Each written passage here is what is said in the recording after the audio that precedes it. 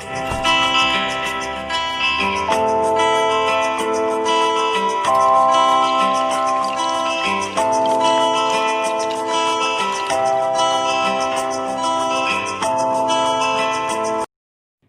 Students, welcome to my channel. Previous video में मैंने exercise 2.4 का 1, 2, 3 क्वेश्चन सॉल्व करके आपको बताया था। आई होप आपको बहुत अच्छे से समझ में आया हो। और इस वीडियो में मैं उसका नेक्स्ट 4, 5 और 6 क्वेश्चन सॉल्व करके बताऊंगी। आप पूरे वीडियो को ध्यानपूर्वक देखें और फिर इन क्वेश्चंस को खुद से सॉल्व करने की कोशिश करें। चलिए, अगर आप हमारे चैनल पे नए हैं तो हमारे चैनल को सब्सक्राइब करना ना भूलें। यहाँ पे मैं कोशिश करती हूँ, मेरी प्रायोरिटी ये है कि मैं स्टूडेंट्स के अनुसार क्वेश्चन को सॉल्व करूँ। अगर कोई वीक स्टूडेंट भी है तो उसे भी अच्छे तरीके से समझ में आ जाए क्वेश्चन किस तरीके से सॉल्व करना है। चलिए स्टार्ट करते हैं क्वेश्चंस। तो स्टूडेंट्स, जैसा कि आपको क्वेश्चन नंबर 4 स्क्रीन पे दिख रहा है, यहाँ पे 2 डिजिट का एक नंबर है जिसमें बताया जा रहा है कि जो एक अंक है वो दूसरे अंक का तिगुना है, 3 टाइम्स मोर है। तो हम मानेंगे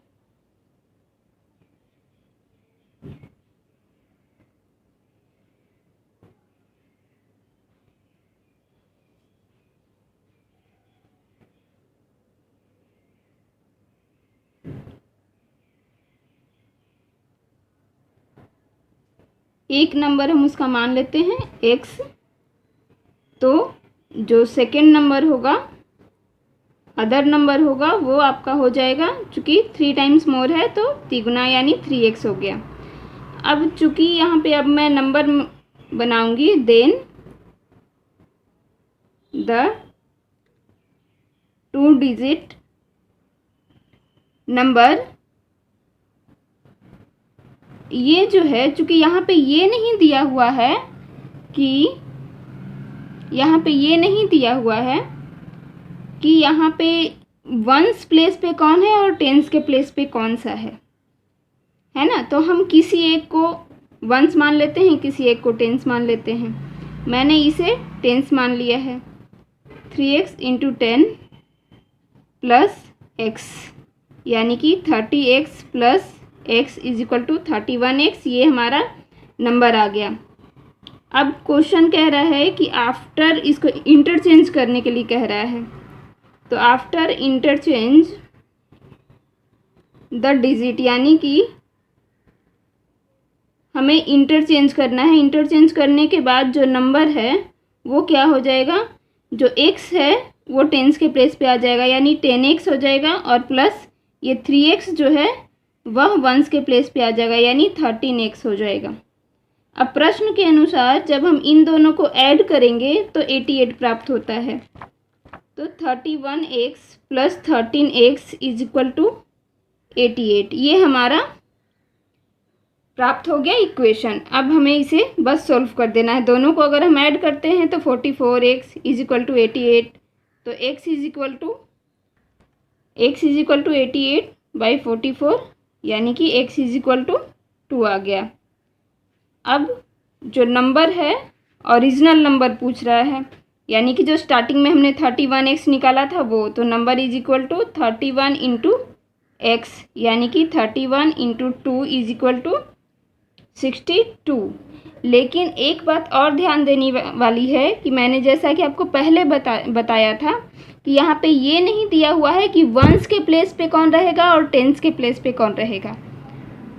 तो जब हमने स्टार्टिंग में जो डिजिट में माना था कि 3x को हमने टेंस मान लिया था, अगर हम x को टेंस का नंबर मानते और 3x को वंस प्लेस पे मानते तो हमारा आंसर 26 आता। तो ये दोनों में से आपका कोई भी आंसर आ सकता है, वो अकॉर्डिंग टू आपने ये जो डिजिट बनाया, यहाँ पे आपने इकाई के अंक पे क्या लिया और दहाई के अंक पे क्या लिया, वंस प्लेस पे क्या लिया और सेकेंड प्लेस पे आपने क्या लिया, इन दोनों में से उस पर डिपेंड करता है। इन दोनों में से कोई सा भी आंसर आपका आ सकता है। 4th क्वेश्चन मैंने सोल्व किया, आई होप आपको अच्छे से समझ में आया हो। चलिए क्वेश्चन नंबर 5 की ओर चलते हैं। स्टूडेंट्स, जैसा कि आपको फिफ्थ क्वेश्चन स्क्रीन पे दिख रहा है, यहाँ पे बताया जा रहा है कि सोबो की मदर जो है उसका प्रेजेंट एज जो है वो सोबो के प्रेजेंट एज से 6 टाइम मोर है, यानी 6 गुना है। तो चलिए हम मान लेते हैं।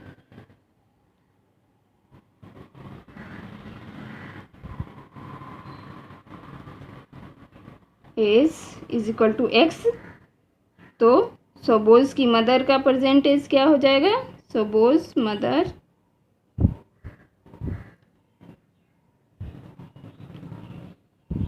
Present age is equal to 6 times है, यानी 6x।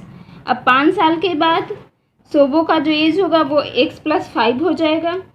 तो कहा यह जा रहा है कि 5 साल के बाद सोबोज का जो एज होगा वह उसकी मदर के अभी के एज का 1/3 होगा, यानी कि सोबोज की मदर का अभी का जो एज है उसका 1/3 वो इक्वल होगा सोबोज का प्रेजेंट एज जो है उसमें 5 ऐड करेंगे, यानी 5 साल के बाद का उसका एज। अब हमें ये मिल चुका है, अब इसे हम बस सोल्व करेंगे। मैं 3 को उस साइड ले जाऊंगी, 6x इज इक्वल टू 3 उधर चला जाएगा 3, तो 3 केवल एक में गुना नहीं होगा, ये दोनों टर्म में गुना होगा, इसीलिए मैंने इसको ब्रैकेट में कर दिया। अब 6x is equal to 3x + 15 दोनों में गुना हो गया। अब 6x इसको इस साइड को किया तो -3x हो गया is equal to 15, 3x is equal to 15, तो x इज इक्वल टू 15/3, यानी कि x का वैल्यू 5 आ गया। यानी कि हमें जो पूछ रहा है कि उनका प्रेजेंट एज बताना है दोनों का, ठीक है। सोबोज का present age is equal to x हमने माना था, तो x का वैल्यू 5 आ गया है। यहाँ पे आप यूनिट लिखना ना भूलें, एज को हम ईयर्स में काउंट करते हैं। सोबोज की मदर का प्रेजेंट एज 6x था, तो 6 × 5 कर दिया, यानी 30 ईयर्स। ये सॉल्व हो गया। नेक्स्ट क्वेश्चन नंबर 6 है, जैसा कि आपको स्क्रीन पे दिख रहा होगा, there is a narrow rectangular plot. एक नैरो रेक्टेंगुलर प्लॉट है। अब आप इसको ऐसा मान लें या इस शेप का मान लें, नैरो रेक्टेंगुलर कोई प्लॉट है, ठीक है। वो एक स्कूल के लिए है जिसका कि लेंथ और ब्रेथ का रेशियो दिया हुआ है। जब रेशियो दिया होता है तो हम क्या मानते हैं कि रेशियो में x शामिल है। सपोज द रेशियो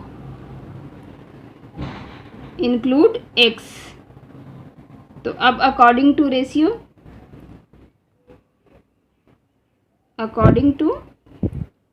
रेशियो जो लेंथ है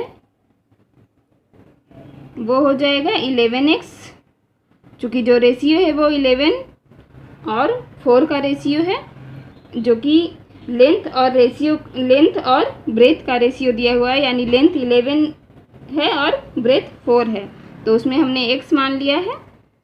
अब breath is equal to 4x। अब यहाँ पे ध्यान देने वाली बात है, यहाँ पे आपका रेट दिया हुआ है कि ये जो रेक्टेंगुलर प्लॉट है इस पे अगर फेंसिंग कराई गई, इसको चारों तरफ से घेरा डाला गया, तो पर मीटर 100 रुपये के हिसाब से आपका रेट दिया हुआ है कि 75,000 रुपीज़ लगे हैं। तो यहाँ पे अगर हम इसको डिवाइड कर देते हैं, 75,000 को अगर हम उसका रेट से डिवाइड कर देते हैं तो इसके फलस्वरूप हमें प्राप्त हो जाएगा इसका पेरीमीटर, क्योंकि हम इसकी फेंसिंग करा रहे, घेरा डाल रहे हैं। घेरा डालने का मतलब उसका पेरीमीटर, तो पेरीमीटर इज इक्वल टू 75,000/100। अब 2 0 से 2 0 चले जाएंगे, और चूँकि ये रेक्टेंगुलर शेप का है इसलिए पेरीमीटर का हम उस अनुसार लगाएंगे, 2 × L + B is equal to 750। अब L हमने निकाल चुका है अकॉर्डिंग टू रेशियो, उसका वैल्यू पुटअप कर देंगे, 11x + 4x is equal to 750। 2 into 15x is equal to 750, 30x is equal to 750। अब x is equal to 750 by 30, यहाँ इंटू में था, बाई में चला है, 10 से 10 गया और 3 से 75, 25 टाइम्स में, यानी कि x का वैल्यू 25 आ गया। अब हम लेंथ निकालेंगे।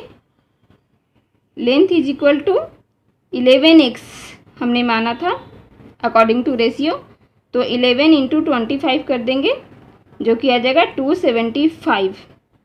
अब यहाँ पे हम यूनिट क्या देंगे, तो यूनिट आप यहाँ पे ध्यान दीजिए, प्रश्न में दिया हुआ है रेट में, कि रेट जो है पर 100 रुपीज़ 100 पर मीटर, तो यहाँ पे आपको यूनिट क्या देना है, metre.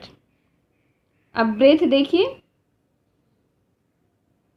Breath is equal to, हमने अकॉर्डिंग टू रेशियो 4x माना, तो 4 into 25 is equal to 100 metre answer. ये हमारा प्रश्न नंबर 6 भी ख़त्म हो गया। आई होप आपको अच्छे से समझ में आया हो। आप वीडियो को पूरे अच्छे तरीके से देखने के बाद एक बार खुद से भी सोल्व करने की कोशिश ज़रूर करें, ताकि आपका कॉन्सेप्ट बिल्कुल क्लियर हो सके। वीडियो को देखने के लिए बहुत बहुत धन्यवाद और हमारे साथ बने रहें। मैं ऐसे ही आपके लिए बेटर अंडरस्टैंडिंग वीडियोज़ लेके आती रहूँगी। Thank you for watching.